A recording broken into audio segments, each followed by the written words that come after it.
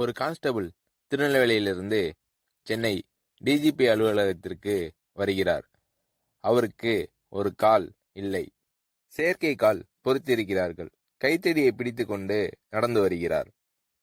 அன்று காவல்துறையின் கிரீவன்ஸ் டே. காவல்துறையில் உள்ள ஒவ்வொருவரின் கோரிக்கைகளை கேட்டு அதை நிறைவேற்றும் நாள். திருநெல்வேலியிலிருந்து வந்த அந்த கான்ஸ்டபிளை பார்த்து டிஜிபி அலெக்சாண்டர் அவர்கள் என்ன கோரிக்கை என்று கேட்கிறார்.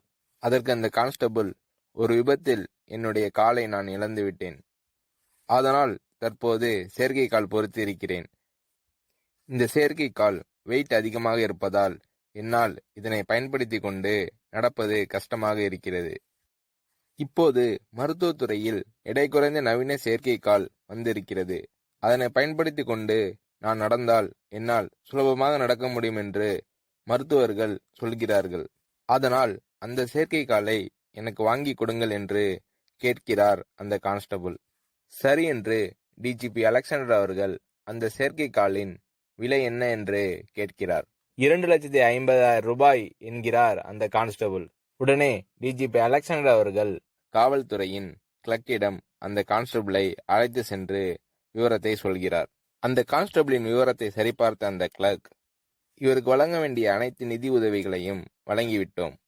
இவரின் கோட்டா முடிந்துவிட்டது. அதனால் இவருக்கு இனிமேல் பணம் வழங்க முடியாது.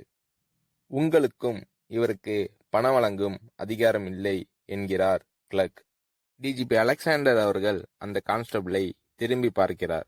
அவர் பாவமாக நின்று கொண்டிருக்கிறார். உடனே அந்த கான்ஸ்டபிள் டிஜிபி அலெக்சாண்டர் அவர்களிடம், சார், உங்களுக்கு அதிகாரம் இல்லை என்று எனக்கு தெரியும். நீங்க அம்மா அவர்களிடம் போய் கேளுங்க, அவங்க நிச்சயமாக கொடுப்பாங்க சார் என்கிறார் அந்த கான்ஸ்டபிள். டிஜிபி அலெக்சாண்டர் அவர்கள் அந்த கான்ஸ்டபிளிடம் மனு எதுவும் இருக்கிறதா என்று கேட்கிறார். உடனே அந்த கான்ஸ்டபிள் தான் அம்மா அவர்களுக்கு எழுதி வைத்திருந்த மனுவை டிஜிபி அலெக்சாண்டர் அவர்களிடம் கொடுக்கிறார். அம்மா அவர்களிடம் சென்று டிஜிபி அலெக்சாண்டர் அவர்கள் அந்த கான்ஸ்டபிளின் விவரங்களை சொல்லி அவர் கொடுத்த மனுவை கொடுக்கிறார்.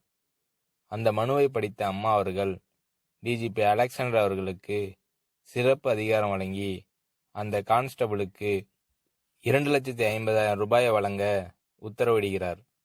பிறகு டிஜிபி அலெக்சாண்டர் அவர்கள் அந்த கான்ஸ்டபிளை அம்மா அவர்களிடம் அழைத்து வருகிறார். அந்த கான்ஸ்டபிளிடம் அம்மா அவர்கள், உங்களுடைய டிஜிபி உங்களுக்கு கால் வேணும்னு சொல்லி சிறப்பு அதிகாரம் கேட்டார். அந்த அதிகாரத்தை நான் கொடுத்திருக்கிறேன். இந்த 2,50,000 ரூபாயை வைத்து நல்ல காலை பொருத்தி பொதுமக்களுக்கு நல்ல சேவை செய்யுங்க என்று சொல்லி அந்த கான்ஸ்டபிளிடம் அந்த 2,50,000 ரூபாயை வழங்குகிறார் அம்மா அவர்கள்.